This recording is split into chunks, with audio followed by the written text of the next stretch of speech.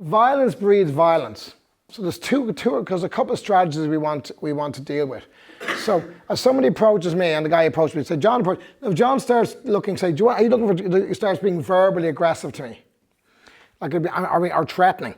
You know, what I want to do is I don't want to necessarily to send that back to him. If he pushes me, I don't want to push him back, because if John pushes me and I push him back, what's going to happen?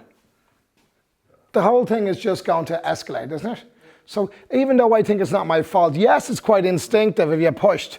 It's instinctive as a human being to want to push away, to push pain and push danger away from you. That's very instinctive. But the problem is, it's like playing tennis or playing tennis, table tennis. He's put the ball over to me. I've given the ball back to him.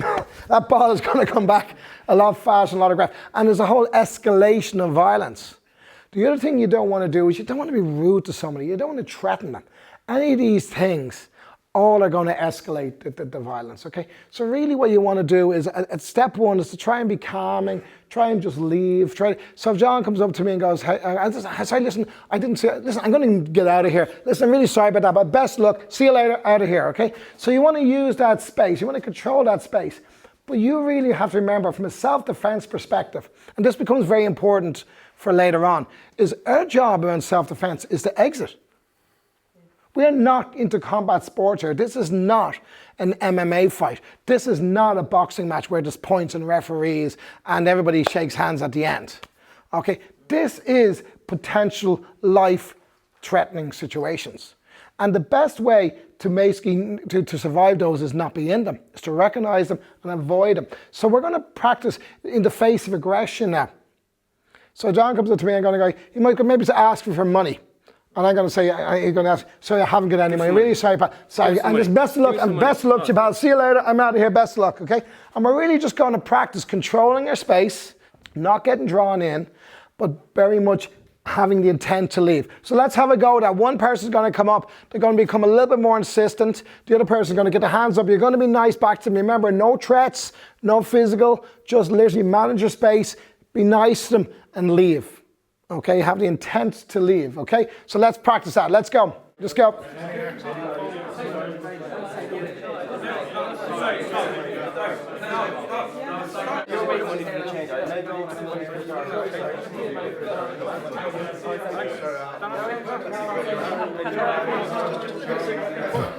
One thing to be quite careful of, Craig, please. One thing to be quite careful of. As you go to leave, don't go, I'm out of here. Don't turn your back on them. Don't turn your back on them, okay? So what you want to do is, you listen, no problem, listen, pal, say best of luck to you. Have a nice day, best of luck. But keep an eye on them and get your space. Do not turn your back on them. At the base of all animals, a retreating back is an advantage. If you think of an animal and you see somebody, their back, what are you going to do? You're going to go for it. Don't give them your back. So the job is to identify and exit without escalating.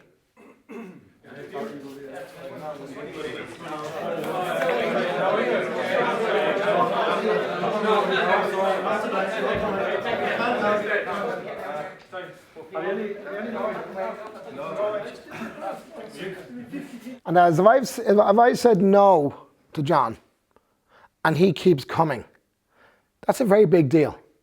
So what I'm going to do is given that I can't leave, and given that we have a couple of different strategies, so we're going to go for the deterrent strategy at the moment. So our job now is to deter.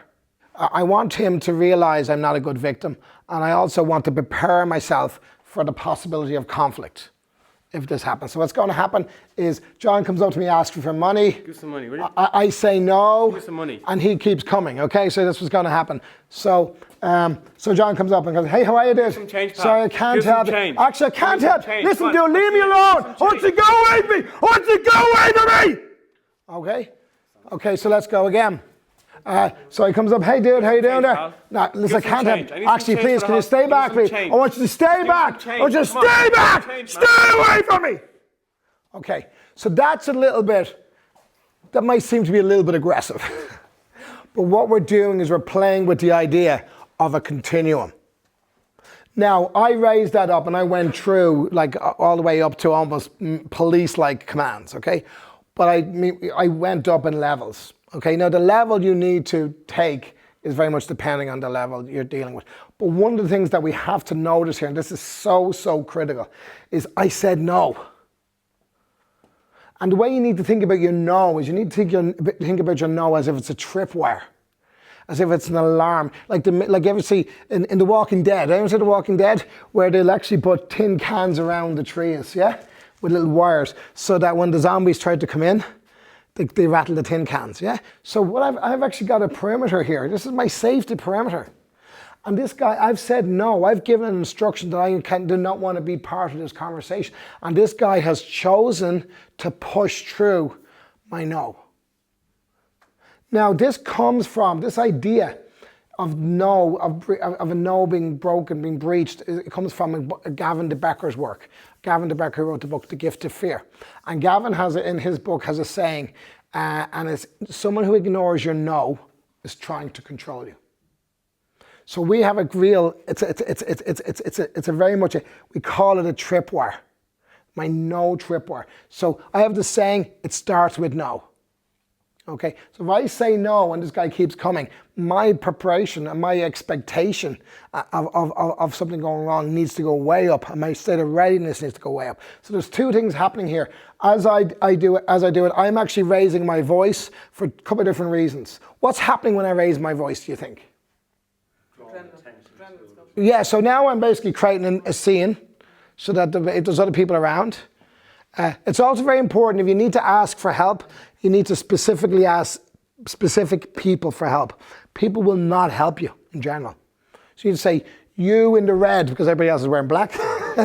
You in the red, or reddish top, can you please call the police? You don't say, someone call the police. Okay, we'll talk about that another day.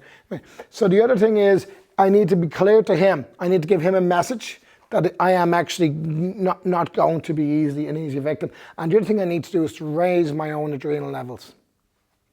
I need to raise up my own levels. By raising up, by shouting, raising my voice, I actually force my body, my heart to pump a bit more. I start to release adrenaline into my body so that I have an adrenal readiness, as opposed to adrenal shock, which comes oftentimes when we just, out of nowhere, we get a fright and adrenaline just bumps into our body. So here's the idea. It's very simple. Hey, how are you? How you doing? I say, sorry, I can't help you. And being nice. But now, hey, look at his face. But also look at the no tripwire is being breached. So now I need to either get, if there's an immediate escape, take, but if I can't immediately escape, I need to stay back. Please stay away from me. Stay back. Stay away. Stay back. So I really want, if necessary, we can go all the way. We can go fucking craziness here.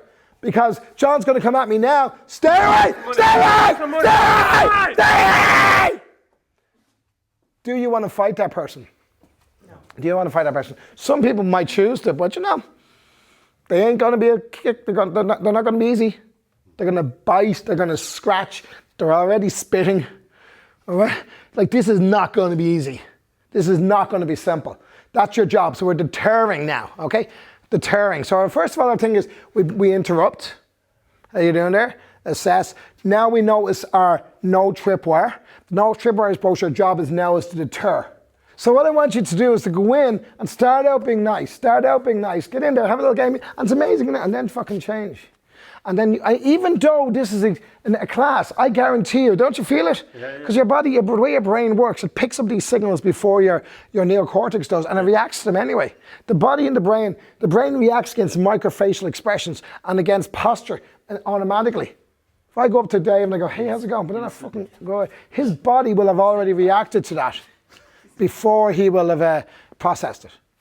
And that is our survival instinct. That all comes from a part of the brain called the amygdala, which reacts 10 times faster than our neocortex. Okay? Level 3 is all out screaming like a total lunatic. Level 1 is clear commands. Level 2 is raising it. Level 3 is craziness. So we're just going to go to level 1 first. Okay, go! Go!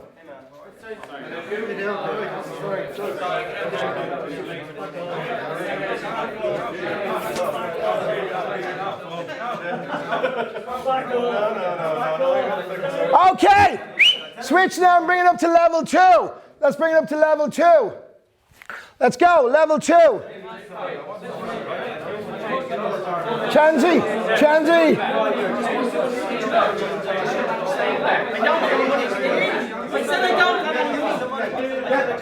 Okay, that wasn't level 2 enough. I want to hear clear. Stay back. Stay. So here's actually very important. In level 2, we really, really need to be clear. We don't want to be complicated. We don't want to have a complicated conversation with somebody. We want to say, guy's approaching me, Stephen's approaching me. I'm going to go, stay away from me. Leave me alone. Go away. And then if we are then asking for help, we have to ask specific people for help. And the other thing is to tell them, I don't know this person. If this was a woman being confronted by a male, and like people will think it's a domestic and they'll use that as an excuse not to get involved. If you don't know this person, say to them, please help me. This is not my husband. I do not know this person. I need help. It's also, if you're having a row with your husband, it's a good way to get him beaten up. Okay, so let's bring this up to level 2. Okay, let's go.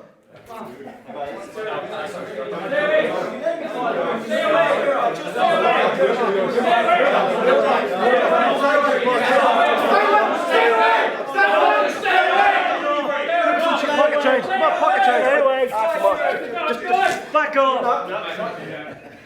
Well, often when I try to get people to shout, people kind of go, don't they?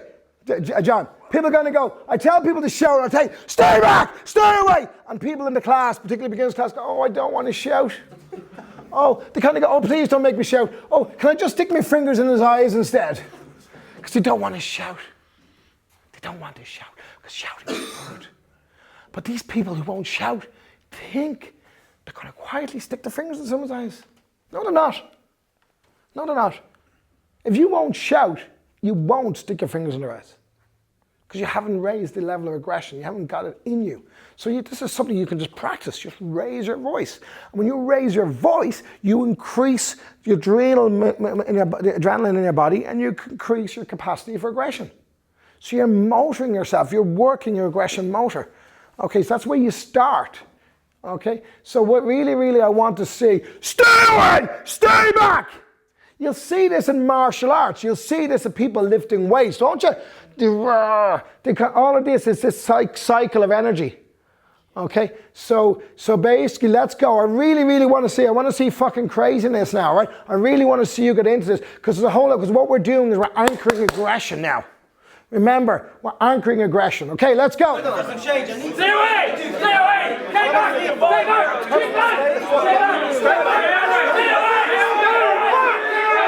You're being too nice. I want Dave.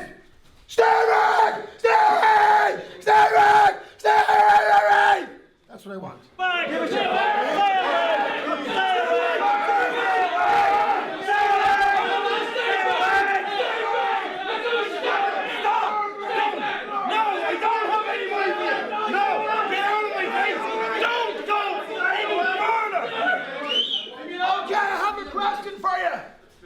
Question for you. After you're screaming, are you ready to hit them now? Oh, yeah. Yeah, okay. We'll go there next. Take a break. Okay.